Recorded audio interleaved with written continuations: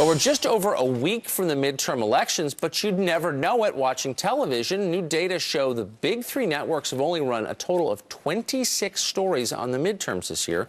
That's versus the 159 they ran during the same time in 2006, which, as you'll remember, was a pretty bad year for Republicans. These numbers have us asking, are the big three trying to ignore the midterms because the Republican Party likely to do pretty well in those? Joining us now, Boston Herald columnist Adriana Cohen. Adriana, thanks for joining us this morning. Great to be here. So I want to put the numbers right up on the screen for our viewers.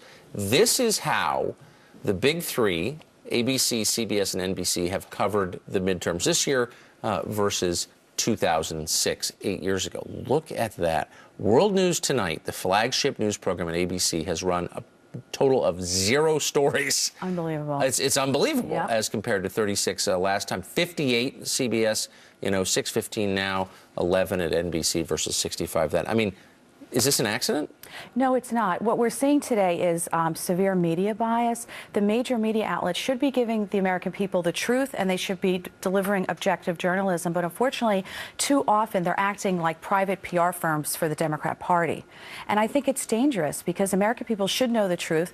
And I see our country, the media, moving closer and closer to a state-run type of media that you see in other countries. Well, and especially Obama. I mean, I can think of Democrats, Anthony Weiner, for example, who've gotten bad coverage, but there's something about President Obama that just seems to paralyze your average journalist. Why? Exactly. I mean, they don't want to report bad news. As we know, President Obama, his approval ratings are at the lowest of his presidency.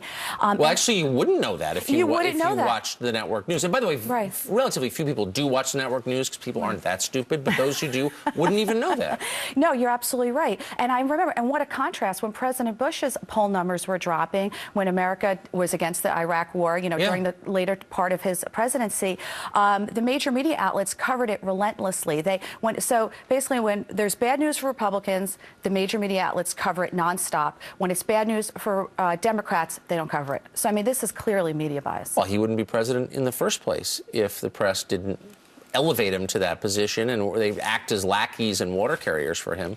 They really are. And it's not just with this lack of midterm coverage, which they absolutely should be covering, but if you look at all the scandals under the Obama administration, if we had a Republican president in office who targeted groups with the IRS, the Benghazi scandal, Fast and Furious, and more, they would have covered it 10 times as much, and we're not seeing that. So do you see a connection between the press's eagerness to help Obama become president and then govern, and the dramatic drop-off in their ratings over the past 6 years? Absolutely. I think this is one of the major reasons, let's say, Fox News is so successful, is because you give the American people the truth. You provide balanced news.